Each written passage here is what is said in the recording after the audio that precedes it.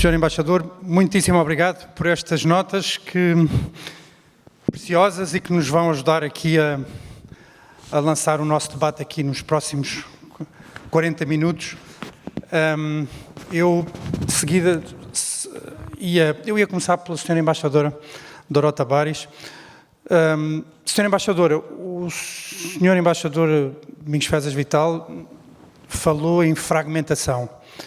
A Polónia é uma democracia que se tem consolidado, hoje é uma democracia eleitoral, portanto, evolui nestes últimos 35 anos.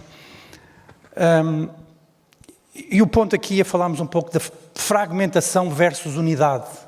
Como é que a senhora vê espaço para alguma fragmentação que faça avançar?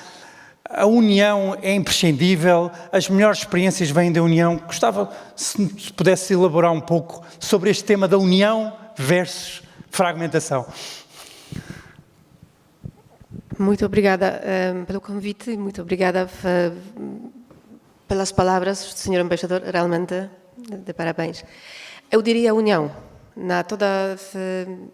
Toda a história do meu país diz que quando estamos fragmentados, deixamos de existir. A Polónia, que teve sua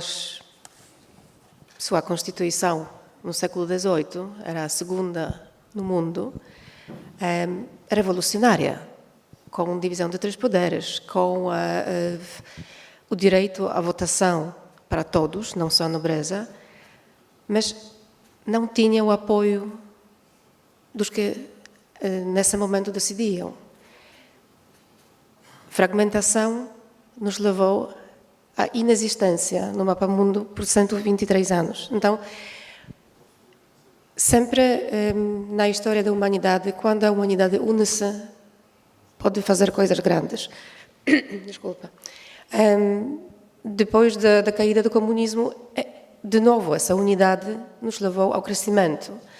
Agora, os 2 desafios que mencionou, o Covid, a guerra na Ucrânia, é só a unidade da União Europeia e dos aliados do Ocidente que deram a resposta justa. Imaginamos se não fosse a União Europeia e não nos oferecesse as vacinas. A pandemia ficaria muito mais longa que era.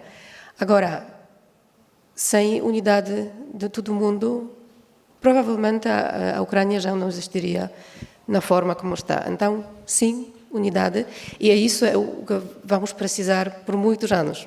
E a própria presidência da União Europeia, que a Polónia exerceu no primeiro semestre deste ano, claro, desde 2022, num cenário complicado e difícil para a Europa, a senhora viu isso, o próprio governo polaco viu isso pela própria experiência desses 6 meses, num inverno que é sempre... o ano todo é complicado, mas o inverno em particular, não é? Pensando na Ucrânia. Exato. É complicado, mas, de novo, a presidência polaca aconteceu no período bastante complicado, mas esse período não segue, não acabou. Agora, com o apoio da presidência polaca, mas com o esforço de todos os países membros, mantínhamos a unidade e, sim, temos as disputas na União Europeia, é normal, somos 27 países. Exatamente, isso é democracia.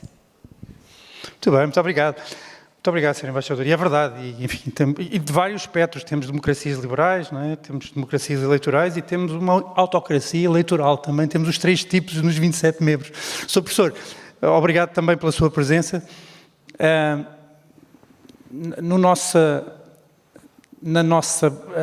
Talvez, podem trazer mais um microfone, por favor?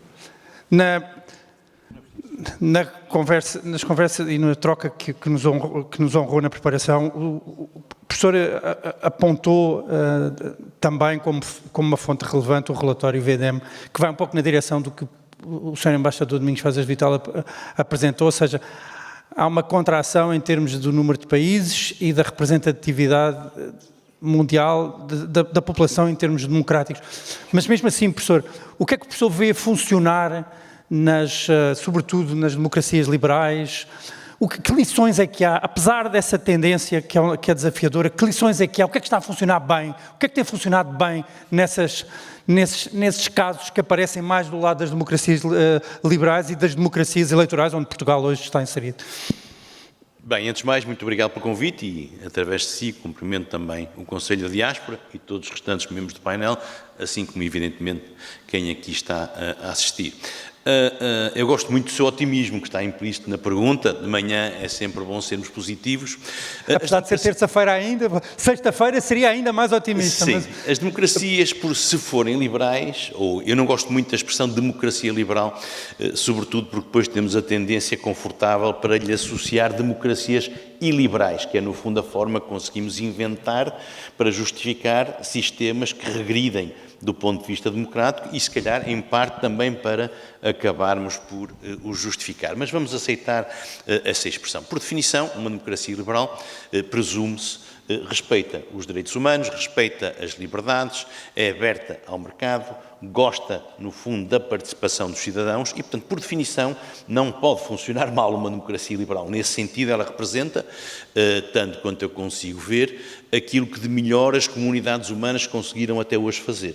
Nós hoje esquecemos muito disso, que a democracia é uma coisa relativamente recente, pelo menos a democracia tal como a conhecemos. E nós esquecemos também que até ao fim da Segunda Guerra Mundial nós discutimos no mundo qual era o melhor regime político. Nós esquecemos que esteve em jogo, nesse período dos mais terríveis da história da humanidade, esteve em jogo a concorrência, e uma concorrência aberta, em que havia favoritos para uns e havia favoritos para outros, entre autocracias, entre ditaduras puras e simples, entre sistemas que assentavam no terror e as democracias. E, portanto, nós esquecemos que devemos a esse período histórico a consolidação de um modelo de sociedade e de organização política de uma sociedade.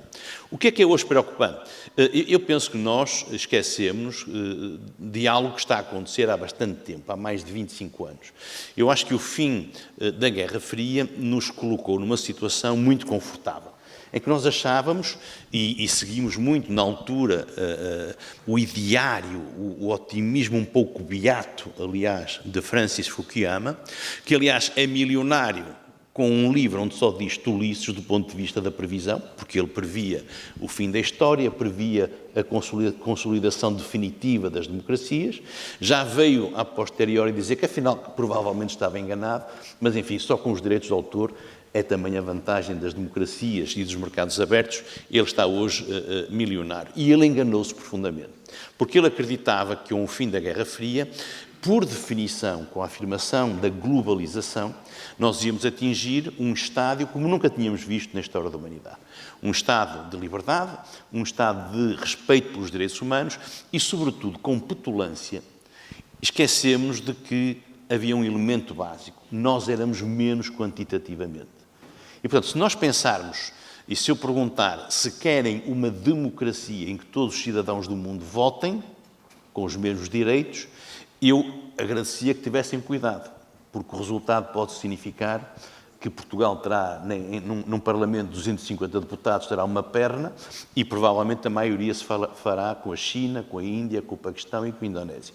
Portanto, não creio que aquela petulância que nós mostramos, que resultou, aliás, da desterritorialização do poder. As democracias, e isso ainda não conseguimos perceber, nós ainda não conseguimos perceber uma coisa que é básica. A democracia nasce com uma dimensão territorial.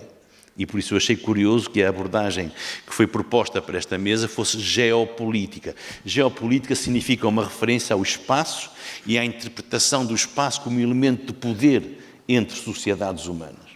Ora, cada vez menos as democracias percebem que, por um lado, trabalham com um contexto territorial, a jurisdição do Estado português, aquilo que nos define como podendo participar como cidadãos em processos políticos, em eleições, etc. Mas, ao mesmo tempo, esquecemos que a construção dos poderes, o princípio da separação dos poderes, pura e simplesmente não consegue perceber por que motivo é que a sua jurisdição não acaba tranquilamente na fronteira e porque o motivo é que outras jurisdições, outras influências, outros poderes nos entram pela porta dentro. Isso tem relação com a tecnologia, com estruturas informais que vão sendo criadas, que atravessam fronteiras? É mais do que isso. É francamente mais do que isso.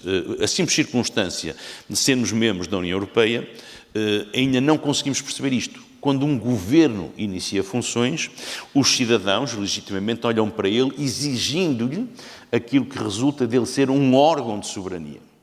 Ora, o governo, qualquer governo, em qualquer país, mesmo nos Estados Unidos, é cada vez menos um órgão de soberania no sentido tradicional. Isto é, as funções de representação e de valer por uma determinada comunidade já não dependem só dele. No nosso caso, por razões óbvias, dependem de vários outros centros de poder. No que se refere, por exemplo, à nossa segurança, é evidente que temos que olhar para Bruxelas e para a NATO. No que se refere a muitas outras dimensões da nossa vida, também temos que olhar para Bruxelas, mas neste caso para a União Europeia.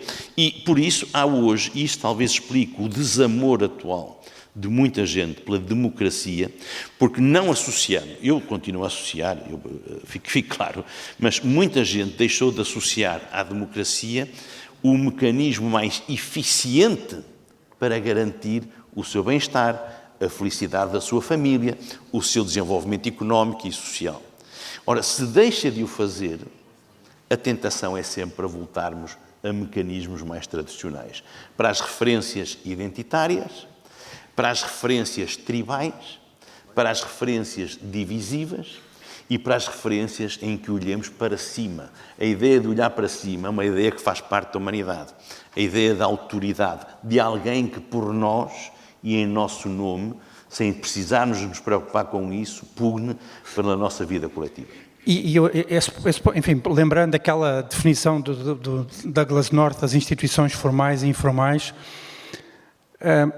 o quanto isso é informal, quanto isso é formal em termos de instituições, como é que todas essas dinâmicas se desenvolvem hoje em dia e, de certa forma, ultrapassam algumas das instituições existentes? Eu faço esta pergunta porque pensamos sempre aqui na sala, nós temos empresários, temos diplomatas, temos membros de estruturas de governo. Que instituições, que novas regras do jogo, que interveniência é que temos que estar atentos e que, de certa forma, estão a moldar isso, quer de uma forma formal, e nós, enfim, vimos, a própria Comissão Europeia, a semana passada, deu um passo importante na quarta-feira, quando publicou o que eles chamam o EU Democracy Shield, que é uma comunicação exatamente sobre este tema. Parece que estavam a pensar, parece que sabiam que íamos falar disso hoje.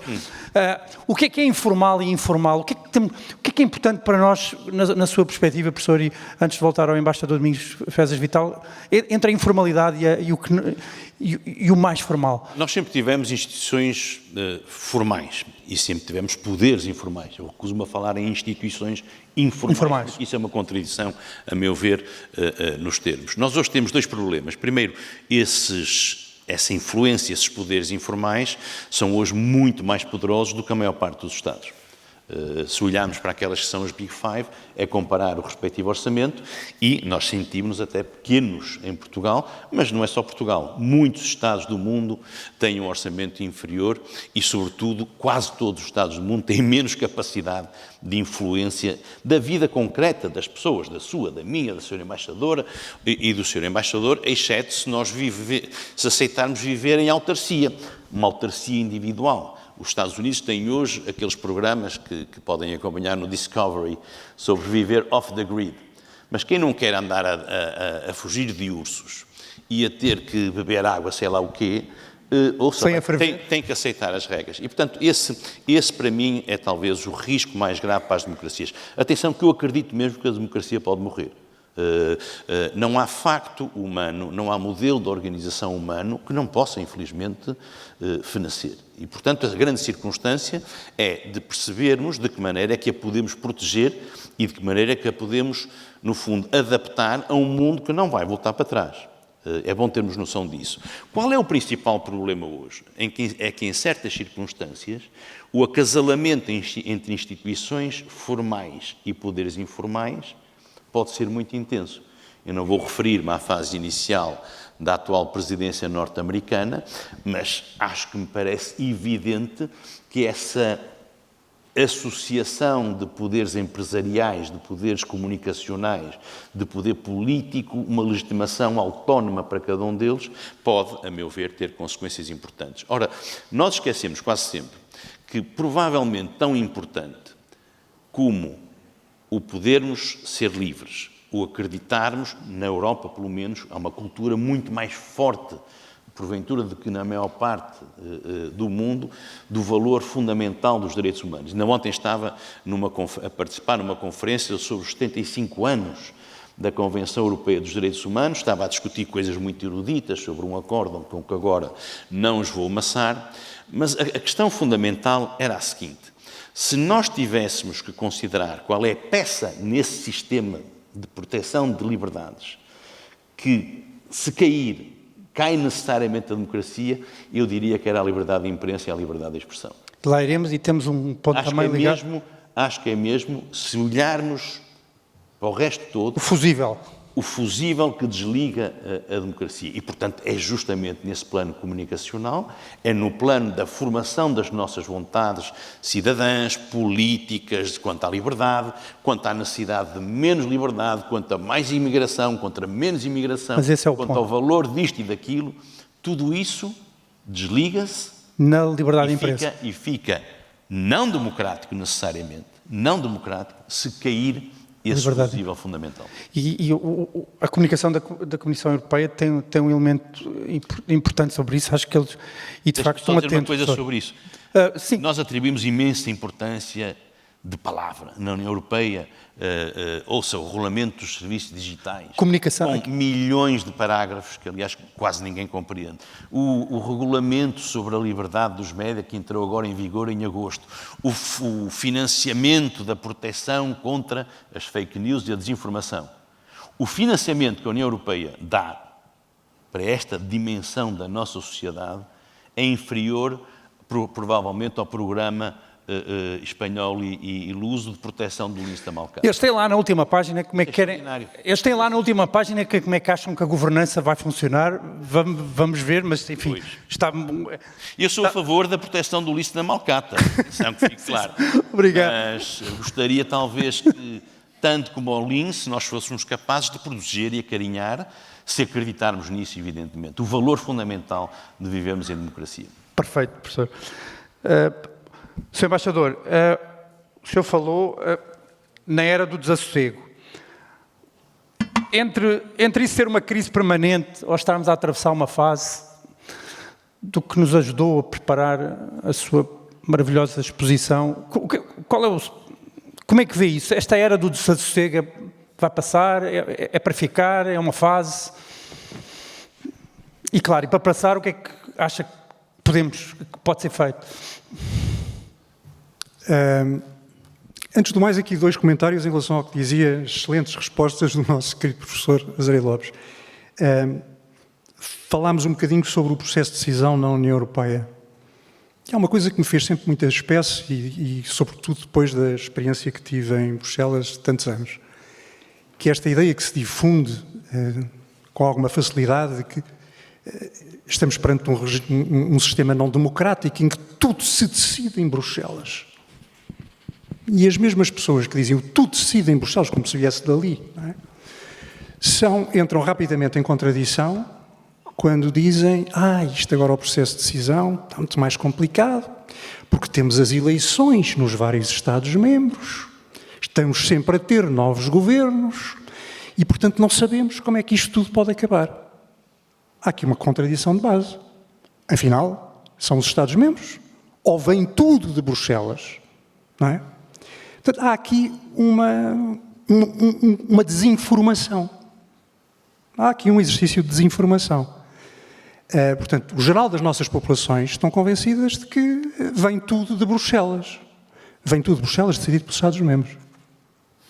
Portanto, a Comissão tem o direito de proposta, os Estados-membros tomam as suas decisões e depois temos o processo de codecisão com o Parlamento Europeu. E só depois disso é que nós temos uma legislação.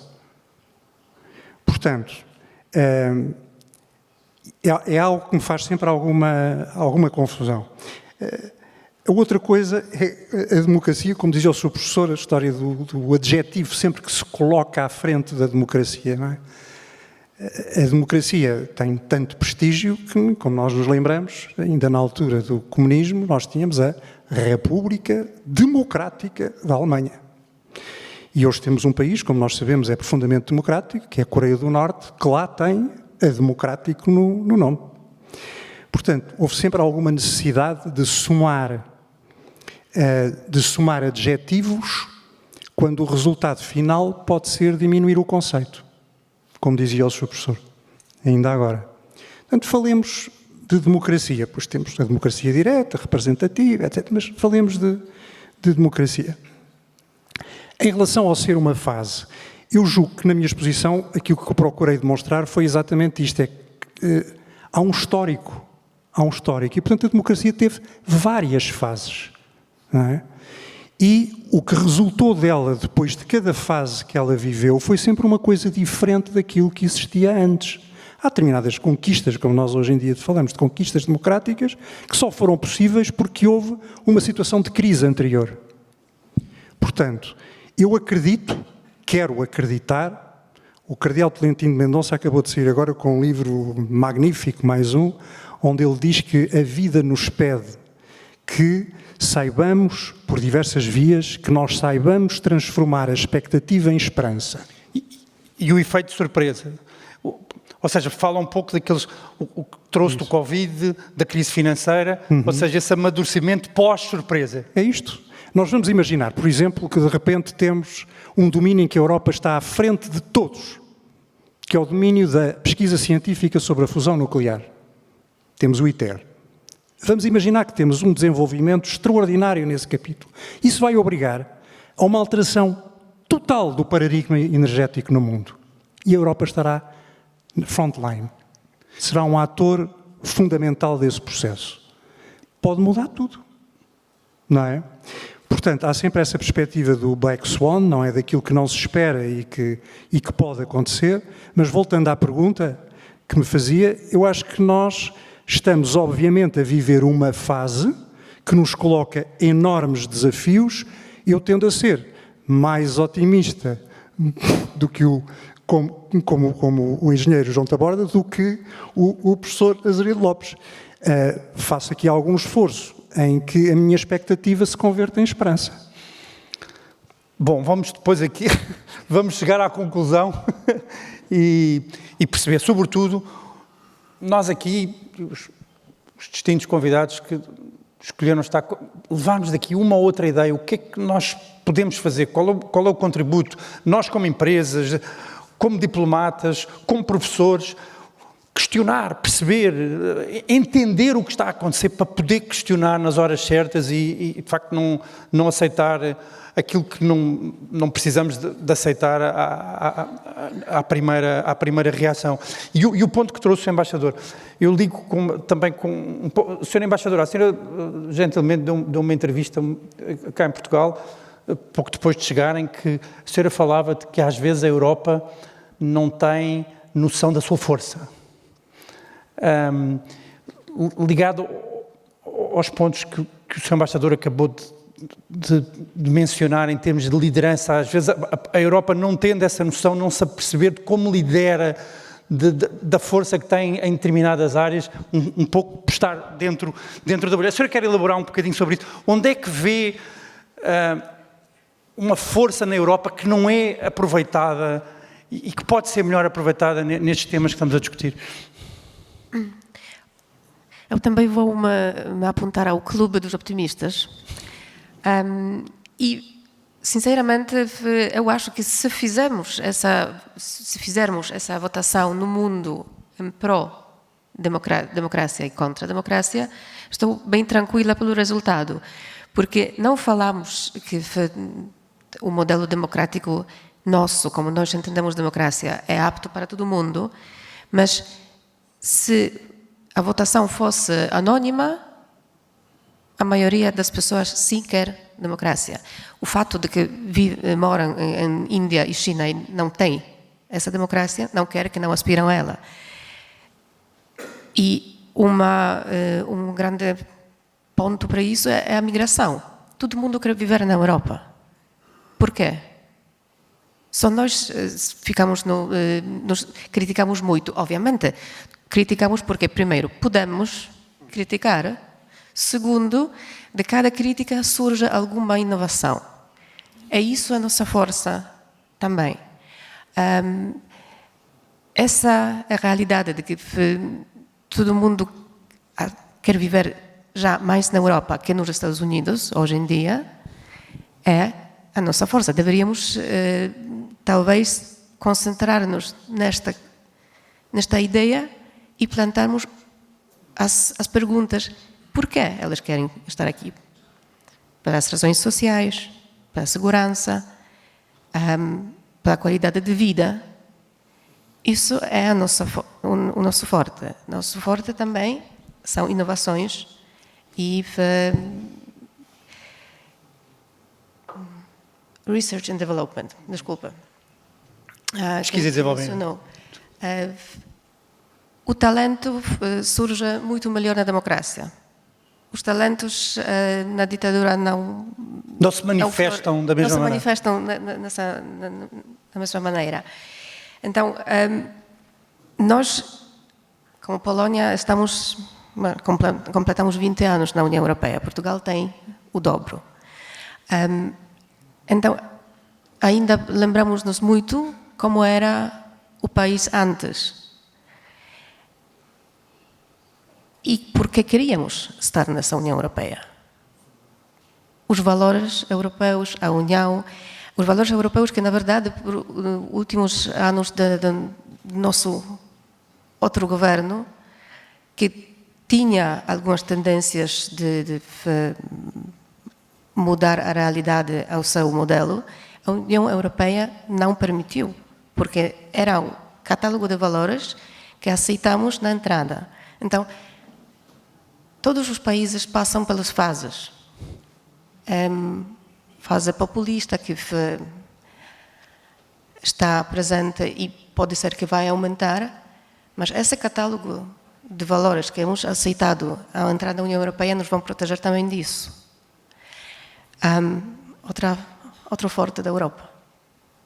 Obrigado, Sr. Embaixador. E o professor Azeredo Lopes trouxe de ontem do debate o tema da imprensa, o tal fusível que nós falámos.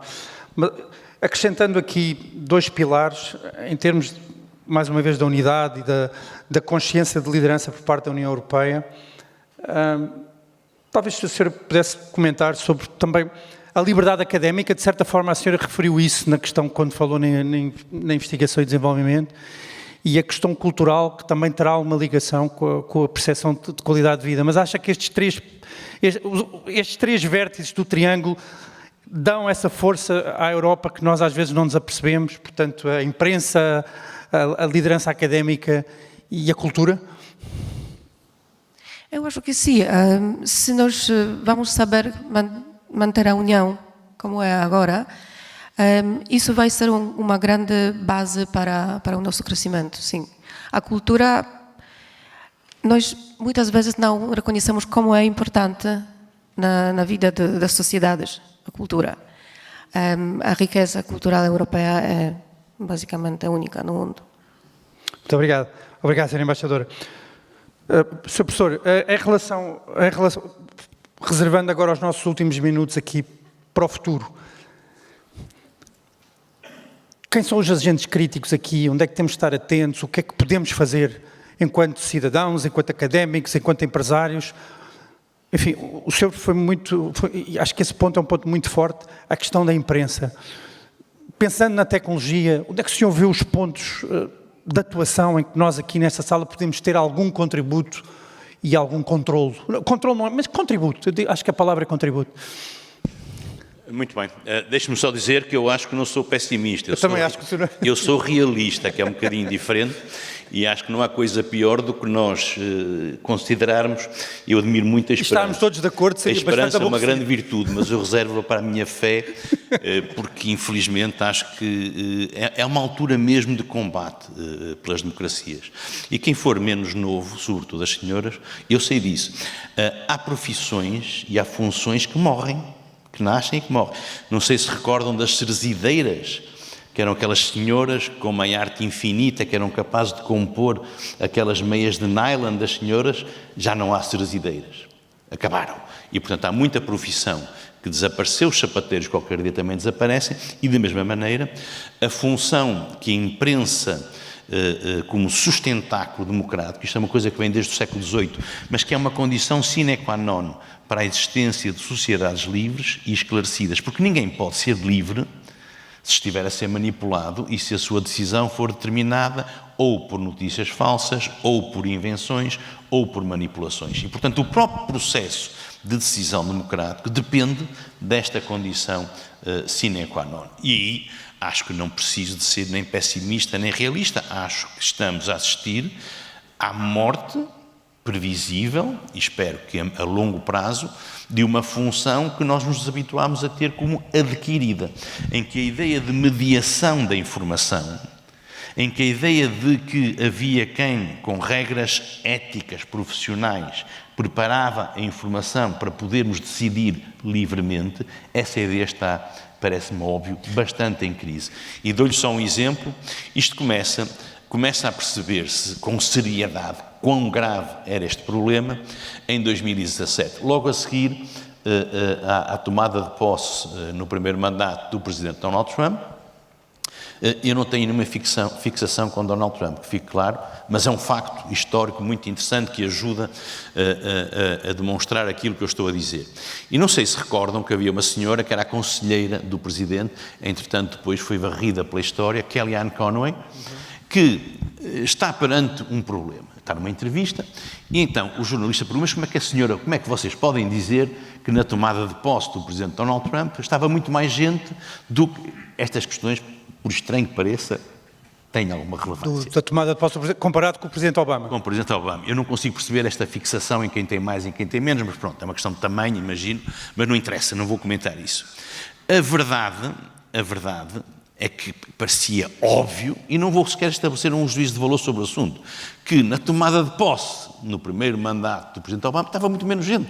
Porque estava frio. O vento estava mais frio. Ouça, mas eu nem quero saber. As pessoas estavam mal dispostas, o jantar que ia-lhes mal, é uma coisa que eu não consigo sequer compreender. Pois esta questão transformou-se num facto político muito importante. E há vários agentes da Casa Branca que insistem que estava mais gente. E então, quando confrontada com esta, a senhora responde uma coisa que eu nunca mais esqueço. Isto são factos alternativos. E, no fundo, começa aí... Isso é o poder do algoritmo? É o poder do algoritmo que gera os factos alternativos? Não, isto é uma mentira. A mentira não precisa de algoritmos, é uma aldrabice, pronto. O que é então, o poder do algoritmo não é por aí. O que é espantoso é que, nessa altura, o jornalista me disse: não, isto não é um facto alternativo, isto é uma mentira. E a questão morreu ali, morreu.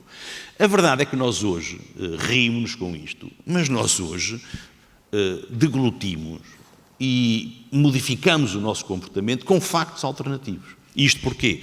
Porque hoje o acesso a uma informação numa sociedade aberta é um terreno muito mais perigoso, com muito mais armadilhas. Mas, desculpa, mas nesse caso foi possível questionar. Se calhar muitas vezes vemos isso e as pessoas nem se apercebem e não questionam, não é? Mas esse é que é o princípio da manipulação. Esse é que é o problema. Nós estarmos a deglutir sem saber que estamos a comer uma porcaria. Isso. É mesmo assim. E, portanto, há de fazer um exercício que eu já fiz. Pergunto ao ChatGPT o que é o algoritmo. E ele, como se fosse uma pessoa, ele esperneia para não lhe dizer o que é. Bem, com conceito, é um conceito matemático, mas o que é o algoritmo no que se refere, por exemplo? Para lhe conseguir arrancar aquilo, precisei de 4 perguntas a insistir, não é isso que eu quero.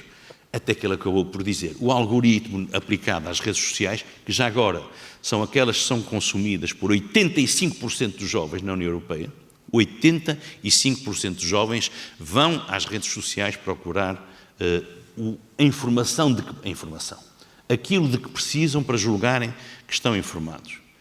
E, portanto, aquilo significa o quê? Aquilo significa que aquilo a que vai aceder é um produto só para si. É um produto que tem uma agregação especial de informação, que acentua as suas características mais extremadas e violentas. Porquê? Para provocar interações e, portanto, para provocar contactos, e que lhe pode transmitir aquilo que nunca pensou que iria informá-lo. E isto é a morte de uma noção de cidadania em que partilhamos alguma coisa em comum. Ou seja, cada um tem um produto tailor-made, muitas vezes totalmente mentiroso, que o vai informar a si, que vai informar o seu embaixador, que vai informar o seu embaixador e que me vai informar a mim. Todos são diferentes. Os nossos consumos de média, mesmo dos tradicionais, estão totalmente espartilhados. Eu, por exemplo, gosto muito de cozinha, portanto, vejo programas de cozinha, vejo isto, vejo aquilo, mas se eu for comparar o meu catálogo, ou seja, aquilo que me define como cidadão, é certamente bastante diferente do nosso. que define a si. Mas isto era se a informação fosse plausível, credível. Ou seja, o que muda radicalmente no nosso mundo é que a democracia, para existir, pressupunha um espaço público, o tal fórum dos gregos, em que nós não tínhamos um acesso instantâneo. O espaço público era condicionado pela autorização que era dada pelo jornalismo. Era quem lhe o convidava para fazer um artigo, quem o entrevistava, eram eles que, no fundo, iam difundindo a vida da nossa coletividade, grande ou pequena.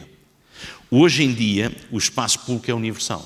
E nós confundimos essa ideia de democracia global com informação global. Confundimos isso com o cidadão jornalista, em que cada um é produtor de conteúdos.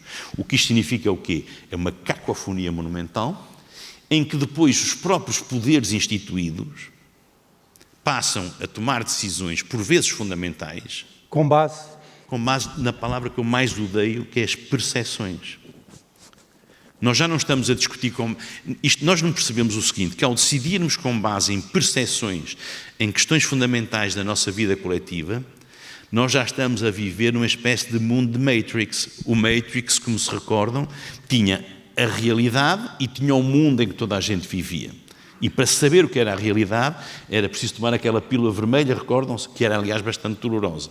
E, portanto, nós estamos hoje já a viver num mundo alternativo, numa espécie de Twilight Zone de realidade. O já estamos a viver hoje, em que decisões políticas, por razões fundamentais, nomeadamente de custo eleitoral imediato, se não atender a essas percepções, podem implicar processos de decisão irracionais, injustos, contra liberdades, quando de facto, muitas vezes, essa percepção tem uma construção etérea, não sustentada ou dificilmente sustentável. Ora, isso, eu creio, que é um sinal de crise sistémica profunda.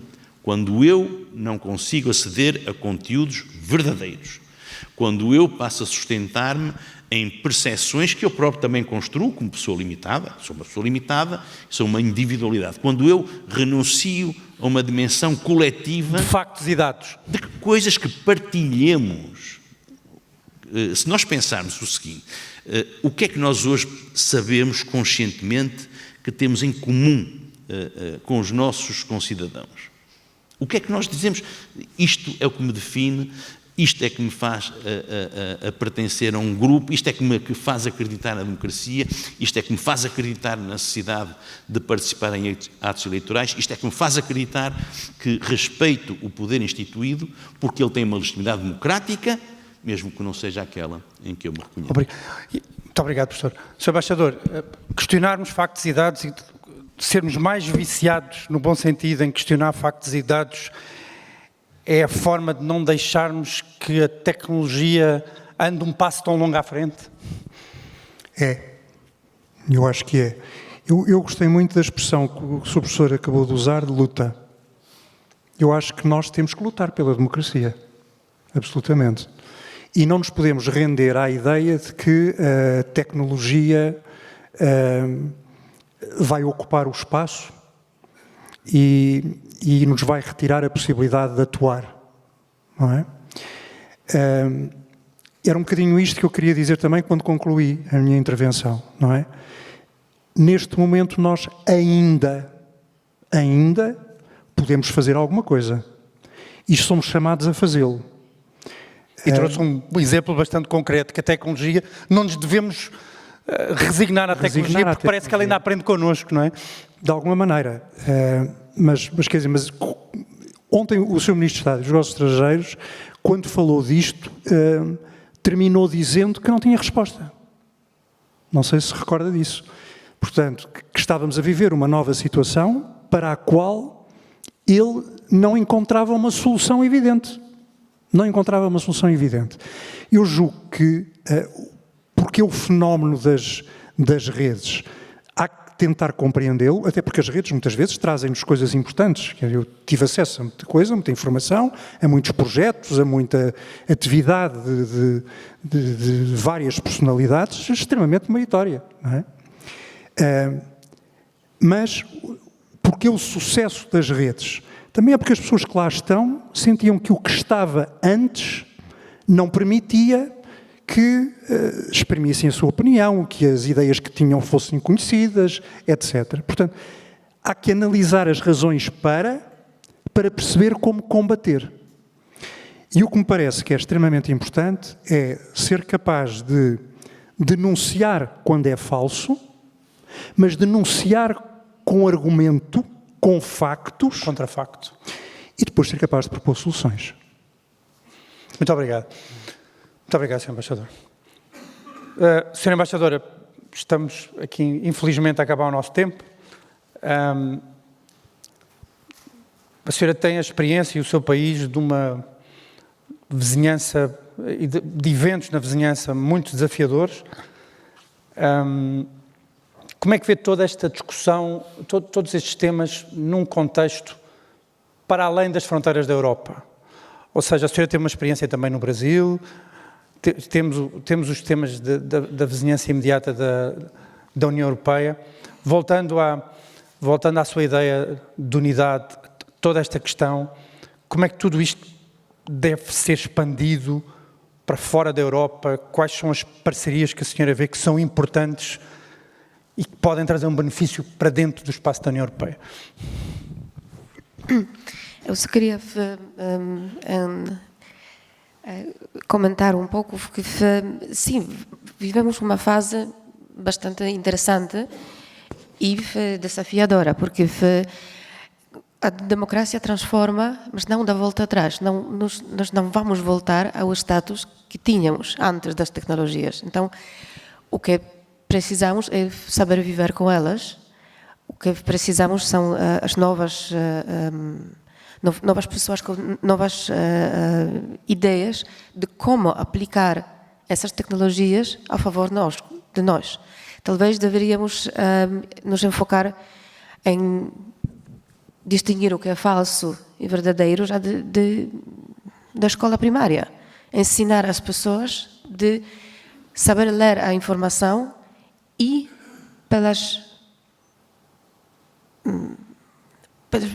pelo conteúdo, saber reconhecer se isso é viável, se isso é comprovável, se é verdadeiro ou falso. Nós não tínhamos faz alguns anos não tínhamos essa preocupação, né? Se abria a prensa, o jornal, e já eram os fatos, não fatos alternativos. Agora, parece que temos que aprender novas coisas. Eu, durante o último Web Summit aqui em Lisboa, falei com as pessoas que estavam no stand polaco, dos startups.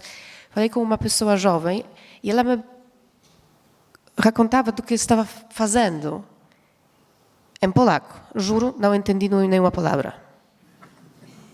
Não sei o que faz. Sei que tem startup, mas não faço nem a menor ideia de que se ocupa. Agora, isso é o nosso futuro, na verdade. Serão elas, essas pessoas que agora nós não compreendemos. Então, sem um otimismo assim innecessariamente grande, mas eu acho que o futuro, nós não temos nesse momento as respostas para o futuro da democracia e do nosso mundo. São essas pessoas que não compreendemos agora que vão fazê-lo. E, com certeza, é um movimento global, não só europeu. Nós temos uma grande sorte de viver num continente que debate, discute e aprende.